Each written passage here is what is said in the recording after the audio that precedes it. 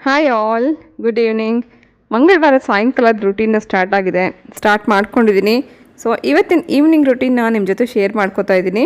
ಮಂಗಳವಾರ ಸಾಯಂಕಾಲ 4:30-5 ಗಂಟೆ ಆಗಿದೆ. ಟೀ ಮಾಡೋಕ್ಕಿಟ್ಟಿದ್ದೀನಿ. ಮತ್ತೊಂದು ಕಡೆ ಹೆಸರುಬೇಳೆ ನೆನೆಸಿಟ್ಟಿರುವಂಥ ಹೆಸರುಬೇಳೆ ಏನಿತ್ತು ಅದನ್ನು ಫ್ರಿಡ್ಜಲ್ಲಿಟ್ಟಿದ್ದೆ. ಅದು ಮತ್ತು ಹಸಿ ಹಲಸಂದೆ ಕಾಳನ್ನು ಮೊದಲೇ ಫ್ರಿಡ್ಜಿಂದ ಹೊರಗಡೆ ತೆಗೆದಿಟ್ಟಿದ್ದೀನಿ. ಅಡುಗೆಗೆ ಮುಂಚೆನೇ ಫಸ್ಟ್ ಸ್ವಲ್ಪ ಹೊತ್ತು ಹೊರಗೆ ತೆಗೆದಿಟ್ಟು ಅದಾದಮೇಲೆ ಬಳಸ್ಕೊಳ್ಳೋದ್ರಿಂದ ಬೇಗ ಬೇಯುತ್ತೆ. ಹಾಗಾಗಿ ನೋಡಿ ಸ್ವಲ್ಪ ಹೊತ್ತು ವಾರ್ಮ್ ಮಾಡೋದಕ್ಕೋಸ್ಕರ ಫ್ರಿಡ್ಜಿಂದ ತೆಗೆದಿಟ್ಟೆ. ಹೆಸರುಬೇಳೆ ಇದೆ, ಮೊದಲೇ ನೆನೆಸಿ ಇಟ್ಕೊಂಡಿದ್ದನ್ನು ಫ್ರಿಡ್ಜಲ್ಲಿ ಇಟ್ಟಿದ್ದೆ. ಮತ್ತು ಹಸಿ ಹಲಸಂದೆ ಕಾಳು. ಟೀ ಮಾಡುವಾಗ ಆದಷ್ಟು ಎಲ್ಲರೂ ಸಕ್ಕರೆ, ನೀರು, ಹಾಲು, ಟೀ ಪುಡಿ ಎಲ್ಲ ಒಟ್ಟಿಗೆ ಹಾಕಿ ಕುದಿಯೋದಕ್ಕಿಟ್ರೆ ಅಷ್ಟು ಟೇಸ್ಟ್ ಬರೋಲ್ಲ. ನೀರಿಗೆ ಫಸ್ಟು ಟೀ ಪುಡಿ ಹಾಕಿ ಅದು ಕುದ್ದ ಮೇಲೆ ಹಾಲು ಹಾಕಿ ಅದಾದಮೇಲೆ ಕೊನೆಯಲ್ಲಿ ಬೆಲ್ಲ ಅಥವಾ ಸಕ್ಕರೆ ಹಾಕ್ಕೊಂಡು ಟೀ ಮಾಡಿದ್ರೆ ಅದರ ಟೇಸ್ಟು ಡಿಫ್ರೆಂಟಾಗಿರುತ್ತೆ, ತುಂಬ ಚೆನ್ನಾಗಿರುತ್ತೆ. ಮಾಡಿ ನೋಡಿ. ಹಾಗೆ ನಾವು ಸಕ್ಕರೆ ಬದಲಾಗಿ ಇಲ್ಲಿ ಬೆಲ್ಲನ ಉಪಯೋಗಿಸೋಕ್ಕೆ ಶುರು ಮಾಡ್ಕೊಂಡಿದ್ದೀವಿ. ಇದು ಆರ್ಗ್ಯಾನಿಕ್ ಬೆಲ್ಲ. ಇದ್ರ ಟೇಸ್ಟ್ ತುಂಬ ಚೆನ್ನಾಗಿ ಬರುತ್ತೆ. ಸಿಕ್ಕಿದ್ರೆ ನಿಮಗೆ ಆರ್ಗ್ಯಾನಿಕ್ ಬೆಲ್ಲ ಯೂಸ್ ಮಾಡೋದನ್ನು ಶುರು ಮಾಡ್ಕೊಳ್ಳಿ. ಇಲ್ಲಿ ಸ್ನೂಫಿ ಹೊಸ್ಲ ಮೇಲೆ ತಲೆ ಹಾಕ್ಕೊಂಡು ಮಲ್ಕೊಂಡಿದ್ರೆ ಇದು ನೋಡಿ ನಮ್ಮ ಮನೇಲಿ ಪುಟಾಣಿ ಮರಿ ಇದು ಬೆಚ್ಚಗಿರೋ ಜಾಗ ಹುಡ್ಕೊಂಡು ಬರುತ್ತೆ. ನನಗೆ ಬೇಡ ಅಂದರೂ ಹರ್ಷಿತ್ ಯಾವಾಗಲೂ ಈ ಥರ ಸ್ನೇಕ್ಸ್ ವೀಡಿಯೋಸ್ನ ನೋಡ್ತಾ ಕೂತ್ಕೋತಾನೆ. ನನಗಾಗಲ್ಲ, ನನಗೆ ಭಯ ಆಗುತ್ತೆ ಅಂತಂದರು. ಸೊ ಚೇಂಜ್ ಮಾಡುವಂಥ ತಕ್ಷಣ ಚೇಂಜ್ ಮಾಡೋದಕ್ಕೆ ಈ ವಿಡಿಯೋ ಬಂತು. ಅವನಿಗೂ ನಾಚಿಕೆ ಆಯಿತು ಪಾಪ. ನಾಚಿಕೆ ಪಟ್ಕೋತಾ ಇದ್ದ ಅಂತ ಹೇಳಿ ನಾನು ಅವನನ್ನು ತೋರ್ಸೋಕ್ಕೆ ಹೋಗಲಿಲ್ಲ. ಟೀ ಕುಡಿದ್ಬಿಟ್ಟು ಬಂದು ಅಡುಗೆ ಮನೆ ಕ್ಲೀನಿಂಗ್ ಶುರು ಮಾಡ್ಕೊಂಡಿದ್ದೀನಿ. ಬೆಳಗ್ಗೆ ಒಂದು ಸರ್ತಿ ಕ್ಲೀನಿಂಗ್ ಆಗಿರುತ್ತೆ, ಮಧ್ಯಾಹ್ನ ಊಟ ಆದಮೇಲೆ ಒಂದು ಸರ್ತಿ ಕ್ಲೀನಿಂಗ್ ಮಾಡಿರ್ತೀವಿ, ಮತ್ತು ಸಾಯಂಕಾಲ ಒಂದು ಸರ್ತಿ ಬೆಳಗ್ಗೆ ತೊಳೆದಿಟ್ಟಿರುವಂಥ ಪಾತ್ರೆಗಳನ್ನೆಲ್ಲ ಜೋಡಿಸಿಟ್ಕೋಬೇಕು. ಅದೆಲ್ಲ ಅರೇಂಜ್ ಮಾಡಿ ಇಟ್ಮೇಲೆ ಒಂದು ಸತಿ ಕಿಚನ್ ಎಲ್ಲ ಕ್ಲೀನ್ ಮಾಡಿದ್ಮೇಲೆ ಸಂಜೆ ಹೇಗೂ ಕಸ ಗುಡಿಸಿ ಒಂದು ಸತಿ ಕ್ಲೀನ್ ಮಾಡೋಕ್ಕೆ ಮುಂಚೆ ಅಡುಗೆ ಮನೆ ಕ್ಲೀನಿಂಗ್ ಮುಗಿಸ್ಕೊಂಡು ಅದಾದಮೇಲೆ ಅಡುಗೆ ಶುರು ಮಾಡ್ಕೋತೀನಿ.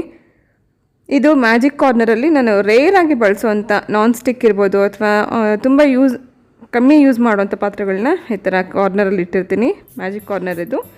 ಕುಕ್ಕರ್ಗೆಲ್ಲ ಕೆಳಗಡೆ ಇನ್ನೊಂದು ಪುಲ್ಔಟ್ ಇದೆ, ಅಲ್ಲಿ ಕುಕ್ಕರ್ಗಳನ್ನ ಇಟ್ಕೊಂಡಿರ್ತೀನಿ. Hi all, welcome back. ಇವತ್ತಿನ ಸಾಯಂಕಾಲದ ರೂಟೀನ್ ಸ್ಟಾರ್ಟ್ ಮಾಡ್ಕೊಂಡಿದ್ದೀನಿ. ಅಡುಗೆ ಮನೆ ಕ್ಲೀನಿಂಗ್ ಒಂದು ಸರ್ತಿ ಆಯಿತು. ಒಂದು ದಿನಕ್ಕೆ 2-3 ಸರ್ತಿ ಅಡುಗೆ ಮನೆ ಕ್ಲೀನಿಂಗ್ ಮಾಡಬೇಕಾಗತ್ತೆ. ಬೆಳಗ್ಗೆ ಬ್ರೇಕ್ಫಾಸ್ಟ್ ಆದಮೇಲೆ ಒಂದು ಸರ್ತಿ, ಮತ್ತು ಮಧ್ಯಾಹ್ನ ಒಂದು ಸರ್ತಿ, ಹಾಗೆ ಈಗ ಒಂದು ಸರ್ತಿ, ಮತ್ತು ನೈಟ್ ಕ್ಲೀನಿಂಗ್ ಒಂದು ಸರ್ತಿ ಆಗುತ್ತೆ, ಒಂದು ಸರ್ತಿ ಆಗೋದೇ ಇಲ್ಲ. ಹಸಿ ಕಾಳು ತೊಗೊಂಬಂದ್ಬಿಟ್ಟಿದ್ರೆ ಅದನ್ನು ಫ್ರಿಡ್ಜಲ್ಲಿ ಇಟ್ಟರೆ ಸುಮಾರು ಹಾಳಾಗಿ ಬಿಡುತ್ತೆ ಅಂತ ಈಗಲೇ ಸಾರು ಮಾಡಿರ್ತೀನಿ. ಬೈ ಚಾನ್ಸ್ ಹುಡಿದ್ರೆ ನಾಳೆಗೂ ಆಗುತ್ತೆ, ನಾಳೆ ಕೆಲಸ ಕಡಿಮೆ ಆಗುತ್ತೆ. ಅದಕ್ಕೆ ಏನೇನು ಹಾಕಬೇಕು ಅಂತಂದರೆ ಹಲಸಂದೆ ಕಾಳಿಗೆ ಇದು ಹಸಿ ಹಲಸಂದೆ ಕಾಳು ಈಗಷ್ಟೇ ಬರ್ತಾ ಇದೆಯಲ್ಲ ಸೀಸನಲ್ಲಿ, ಒಂದು ಸತಿ ವಾಶ್ ಮಾಡಿಟ್ಟಿದ್ದೀನಿ. ಬಿಡಿಸಿದ ಮೇಲೆ ಒಂದು ಸತಿ ಕ್ಲೀನ್ ಮಾಡಿ ವಾಶ್ ಮಾಡಿ ಇಟ್ಕೊಂಡಿದ್ದೆ. ಇದಕ್ಕೆ ಟೊಮೆಟೊ, ತೆಂಗಿನಕಾಯಿ ಮತ್ತು ಖಾರದ ಪುಡಿ ಹಾಕಬೇಕು. 2 ಈರುಳ್ಳಿ ಇದ್ರ ಜೊತೆಗೆ ಸೇರಿಸ್ಕೊತೀನಿ. ಹಾಗೆ ಒಂದು ಅರ್ಧ ಹೋಳಷ್ಟು ಹಾಕಲಕಾಯಿ, ಇದ್ರಲ್ಲಿ ಕಮ್ಮಿ ಹಾಕ್ತೀನಿ. 3 ಟೊಮೆಟೊ ಹಾಕ್ತೀನಿ, ಸ್ವಲ್ಪ ಹುಣಸೆಹಣ್ಣು, ಸ್ವಲ್ಪ ಸಾಂಬಾರು ಪೌಡರ್ ಹಾಕಿ ರುಬ್ಬಿಟ್ಟು ಡೈರೆಕ್ಟಾಗಿ ಒಂದೇ ಸತಿ ಕುಕ್ಕರಲ್ಲಿ ಕೂಗಿಸ್ಬೋದು. ಹಸಿ ಕಾಳು ಆಗಿದ್ದರಿಂದ ಡೈರೆಕ್ಟ್ ಕಾಳನ್ನ ಒಗ್ಗರಣೆ ಹಾಕ್ಬಿಟ್ಟು ಅದಕ್ಕೆ ಖಾರ ಹಾಕಿ ಸಾರು ಮಾಡಿದ್ರೆ ಬೇಗ ಆಗುತ್ತೆ, ಒಂದೇ ವಿಸಿಲಲ್ಲಿ ಬೇಗ ಆಗುತ್ತೆ. ನಾವು ಬೇರೆ ಪಾತ್ರೆ ಕೂಡ ಬೇಯಿಸ್ಕೊಂಡು ಇಟ್ಕೊಂಡು ಅದಕ್ಕೂ ಖಾರ ಹಾಕಿ ಮಾಡ್ಕೋಬೋದು, ಕುಕ್ಕರಲ್ಲಿ ಕೂಡ ಮಾಡ್ಕೋಬೋದು. 2 ಥರ ನಾವು ಹೇಗೆ ಬೇಕಾದ್ರೂ ಮಾಡ್ಕೋಬೋದು. ಹೆಸರುಬೇಳೆ ನೆನೆಸಿಟ್ಟಿದ್ದಿದೆ. ಯೋಚನೆ ಮಾಡ್ತೀನಿ ಇದರಲ್ಲಿ ಏನಾದ್ರು ಸ್ನ್ಯಾಕ್ಸ್ ಮಾಡಲಾ ಅಥವಾ ಬೆಳಗ್ಗೆ ಬ್ರೇಕ್ಫಾಸ್ಟಿಗೆ ದೋಸೆಗೆ ಬಳಸ್ಕೊಳ್ಳ. ಲಾಸ್ಟ್ ವಿಡಿಯೋನ ನೋಡಿ ತುಂಬ ಚೆನ್ನಾಗಿ ಕಮೆಂಟ್ಸ್ನ ಕೊಟ್ಟಿದ್ದೀರಿ. ಎಲ್ರಿಗೂ ತುಂಬ ಇಷ್ಟ ಆಗಿದೆ, ಥ್ಯಾಂಕ್ ಯು. ಮುಂದೆ ಮತ್ತೆ ಅವ್ರಿಗಿನ ದೊಡ್ಡ ಮಕ್ಕಳಿಗೆ ಹೇಗೆಲ್ಲ ನಾವು ನೋಡ್ಕೋಬೋದು, ಯಾಕಂದರೆ ನಾನು ಇವಾಗ ದೊಡ್ಡ ಮಕ್ಕಳನ್ನು ಕೇರ್ ತೊಗೋತಾ ಇದ್ದೀನಿ, ಎಕ್ಸ್ಪೀರಿಯೆನ್ಸ್ ಇನ್ನೂ ಮಾಡ್ತಾ ಇದ್ದೀನಿ. ದೊಡ್ಡ ಮಕ್ಕಳ ಬಗ್ಗೆ ಹೇಗೆ ಕೇರ್ ತಗೊಳ್ಳೋದು ನನಗೆ ಗೊತ್ತಿರೋ ಅಷ್ಟು ಹೇಳ್ಕೊಳ್ಳೋಕೆ ಪ್ರಯತ್ನ ಪಡ್ತೀನಿ. ಬನ್ನಿ ಅಡುಗೆ ಕೆಲಸ ಮಾಡೋಣ. ತುಂಬ ಕೆಲಸ ಇತ್ತು ಇವತ್ತು. ಬೆಳಗ್ಗೆ ಹೊರಗಡೆ ಹೋಗಿದ್ದೆ, ಬ್ಯಾಂಕ್ ಕೆಲಸ ಇತ್ತು. ಮಧ್ಯಾಹ್ನ ಬಂದು ಊಟ ಮಾಡಿ ಸ್ವಲ್ಪ ರೆಸ್ಟ್ ಮಾಡಿ ಟೀ ಕುಡಿದು ಈಗ ಮತ್ತೆ ಸಾಯಂಕಾಲ ಕ್ಲೀನಿಂಗ್ ಶುರು ಮಾಡ್ಕೊಂಡಿದ್ದೀನಿ. ಬಟ್ಟೆಗಳು ತುಂಬ ಇದೆ, ವಾಷಿಂಗ್ ಮಿಷಿನ್ ಇನ್ನೂ ರೆಡಿ ಆಗಿಲ್ಲ. ಟೈಮ್ ಸಿಗ್ತಾಯಿಲ್ಲ ಬಟ್ಟೆ ವಾಶ್ ಮಾಡೋಕ್ಕೆ. ನೋಡೋಣ ಯಾವಾಗ ಟೈಮ್ ಸಿಗುತ್ತೆ ಅವಾಗ ಕೆಲಸ ಮಾಡ್ತಾಯಿದ್ದೀನಿ. ವಿಡಿಯೋ ಕೂಡ ಮಾಡ್ತಾ ಇರ್ತೀನಿ, ಅಪ್ಲೋಡ್ ಮಾಡಬೇಕಲ್ಲ.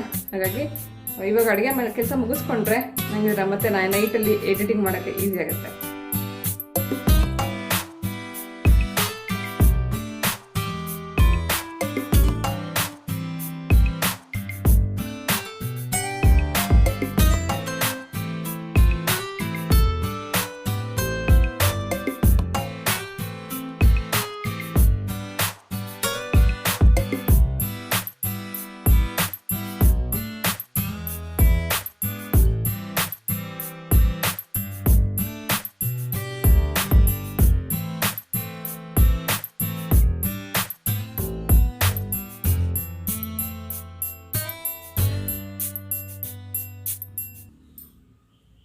ಸಂಜೆ ಹೊತ್ತು ಮಾತ್ರ ಈ ಫ್ಲೋರಲ್ಲಿ ನಾನು ಕಸ ಗುಡಿಸ್ಕೊತೀನಿ. ಯಾಕಂದರೆ ಎಲ್ಲರೂ ಸಾಮಾನ್ಯವಾಗಿ ಈ ಫ್ಲೋರಲ್ಲೇ ಹೆಚ್ಚಾಗಿರ್ತೀವಿ. ಕಿಚನ್ನು, ಹಾಲು, ಪೂಜಾ ರೂಮ್, ಡೈನಿಂಗ್ ಹಾಲ್ ಇಷ್ಟಲ್ಲೇ ಜಾಸ್ತಿ ಕೆಲಸಗಳು ನಡೀತಿರುತ್ತೆ. ಮೇಲ್ಗಡೆ ಬೆಡ್ರೂಮಲ್ಲೆಲ್ಲ ಜಾಸ್ತಿ ಯಾರು ಹೋಗೋದೇ ಇಲ್ದಿರೋ ಕಾರಣ ಪ್ರತಿದಿನ ಬೆಳಗ್ಗೆ ಹೊತ್ತು ಮಾತ್ರ ಕಸ ಗುಡಿಸಿ ಮನೆ ಒರೆಸಿದೆಲ್ಲ ಆಗಿರುತ್ತೆ. ಹಾಗಾಗಿ ಯಾರು ಜಾಸ್ತಿ ಮೇಲ್ಗಡೆ ಓಡಾಡಲ್ಲ ಅಂತ ಹೇಳಿ ಈ ಫ್ಲೋರ್ ಮಾತ್ರ ನಾನು ಕಸ ಗುಡಿಸ್ಕೊತೀನಿ ಸಂಜೆ ಹೊತ್ತು.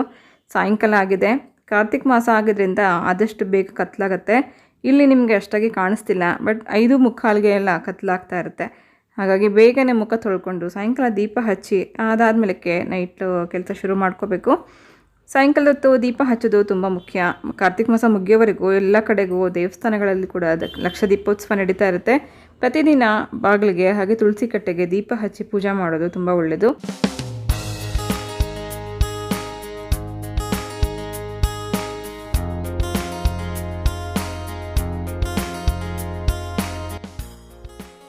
ಬಾಗಿಲಲ್ಲಿ ದೀಪ ಹಚ್ಚಿ ಇಡಬೇಕು. ಆದರೆ ನಮ್ಮನೆಯಲ್ಲಿ ಸ್ನೂಫಿ ಯಾವಾಗಲೂ ಹೊಸ್ಲ ಮೇಲೆ ತಲೆ ಹಾಕ್ಕೊಂಡು ಮಲಗಿರ್ತಾಳೆ. ಜೊತೆಗೆ ಈಗ ಪುಸ್ ಇರೋದ್ರಿಂದ ಎಲ್ಲಿ ಹೋಗಿ ದೀಪ ಬೀಳಿಸ್ಬಿಡುತ್ತೋ ಅಂತ ನಾನು ಬಾಗಿಲಲ್ಲಿ ಇಟ್ಟಿಲ್ಲ. ಇದು ಕ್ಯಾಂಡಲ್ ಸ್ಟ್ಯಾಂಡ್ ನಿಮಗೆ ಆನ್ಲೈನಲ್ಲಿ ಕೂಡ ಸಿಗುತ್ತೆ. ಕ್ಯಾಂಡಲ್ ಸ್ಟ್ಯಾಂಡ್ ಮೇಲ್ಗಡೆಗೆ ದೀಪ ಹಚ್ಚಿಟ್ಟಿದೆ. ಸೊ ಇದು ಏನಂದರೆ ಒಂದು ರೀತಿ ಎದುರುಗಡೆಗೆ ಯಾರು ಬಂದಾಗ ದೀಪಗಳು ಕಾಣಿಸೋದು ತುಂಬ ಒಳ್ಳೆಯದು ಅಂತ ಕೂಡ ಹೇಳ್ತಾರೆ. ಹಾಗಾಗಿ ಮೇಲ್ಗಡೆ ಇಟ್ಟೆ.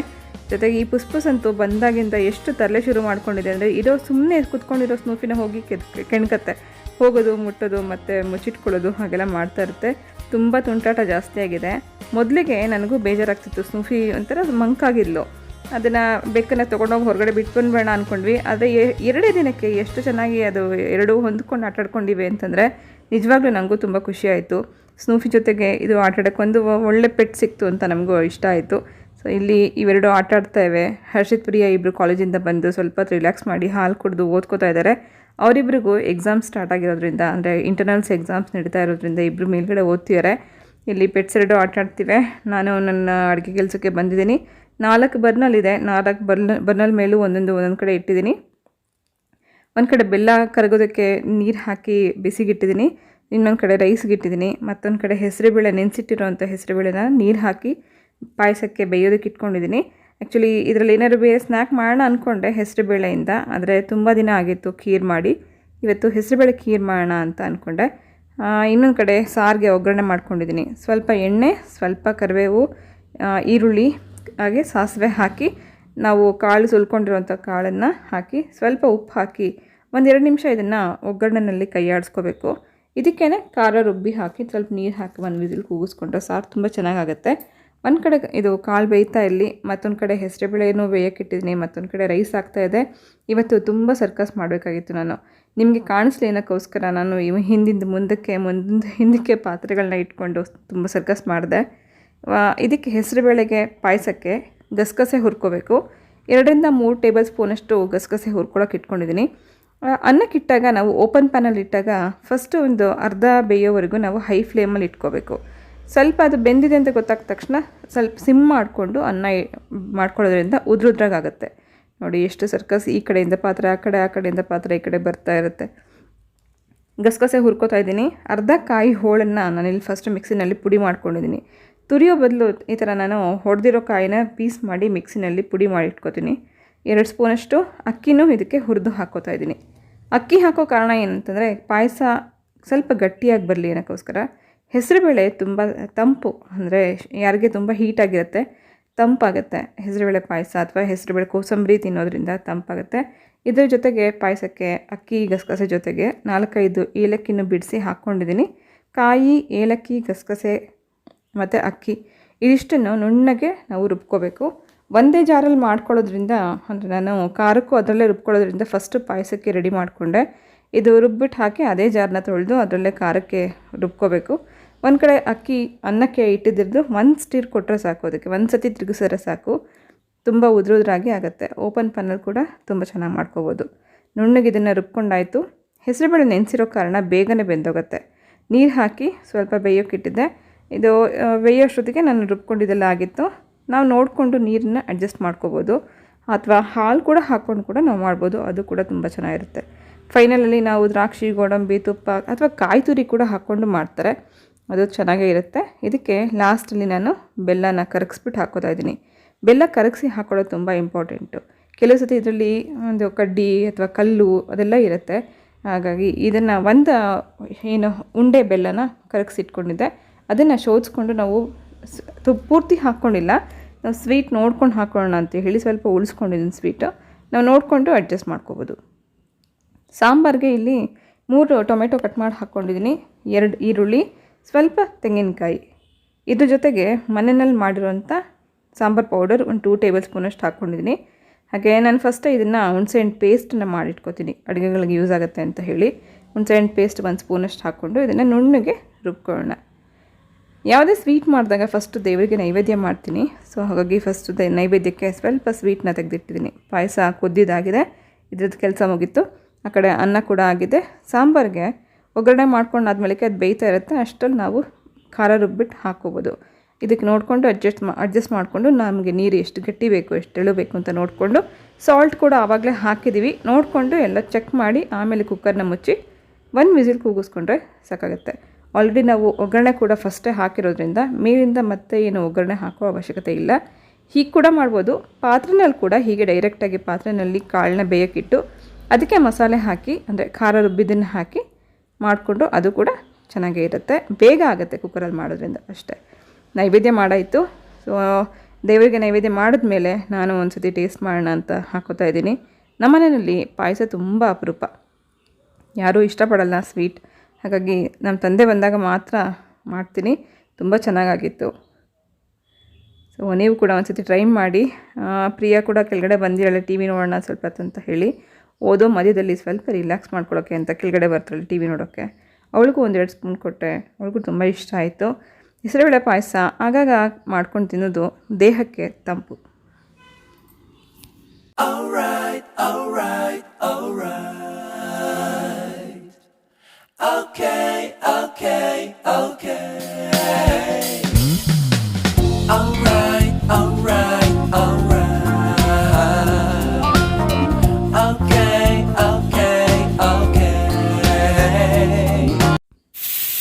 ನಾನು ಟೇಸ್ಟ್ ಮಾಡೋಷ್ಟೊತ್ತಿಗೆ ಕುಕ್ಕರ್ 1 ವಿಸಿಲ್ ಕೂಗಿದಾಗಿದೆ. ಸೊ ಅಡುಗೆ ಕಂಪ್ಲೀಟ್ ಆಗಿದೆ. ಊಟ ಮಾಡೋಣ ಬನ್ನಿ. ಮನೆಯವರು ಅಷ್ಟರಲ್ಲಿ ಬಂದಾಯಿತು. ಸೊ ಇವತ್ತು ಬೆಳಗ್ಗೆ ಬೆಂಡೆಕಾಯಿ ಪಲ್ಯ ಕೂಡ ಮಾಡಿದೆ. ಪಲ್ಯ ಉಳಿದಿತ್ತು, ಅದನ್ನು ನಾವು ಸೈಡ್ ಡಿಶ್ ಆಗಿ ತೊಗೊಂಡ್ವಿ. ಹಲಸಂದಿ ಕಾಳು ಸಾರು ನೋಡಿ ಎಷ್ಟು ಚೆನ್ನಾಗಾಗಿದೆ. ಒಂದು ಸತಿ ನೀವು ಇದು ಹಲಸಂದಿ ಕಾಳಿಂದಲೇ ಮಾಡಬೇಕು ಅಂತಲೇ ಇಲ್ಲ, ಅವರೆಕಾಳಿಂದ ಮಾಡ್ಬೋದು, ತೊಗರಿ ಕಾಳಿಂದಲೂ ಹೀಗೆ ಇದೇ ಪ್ರೊಸೀಜರ್ನ ಬಳಸ್ಕೊಂಡು ನಾವು ಮಾಡ್ಕೋಬೋದು. ಸಾಂಬಾರು ಪೌಡರ್ ರೆಸಿಪಿ ನಾನು ಮತ್ತೆ ಯಾವಾಗಲೂ ಒಂದು ಸತಿ ಖಂಡಿತ ಶೇರ್ ಮಾಡ್ತೀನಿ. ಊಟ ಮಾಡ್ತಾಯಿದ್ದೀವಿ. ಬೆಂಡೆಕಾಯಿ ಪಲ್ಯ, ಅನ್ನ, ಸಾರು, ಪಾಯಸ ಇವತ್ತಿಂದು ನಮ್ಮದು ಡಿನ್ನರ್.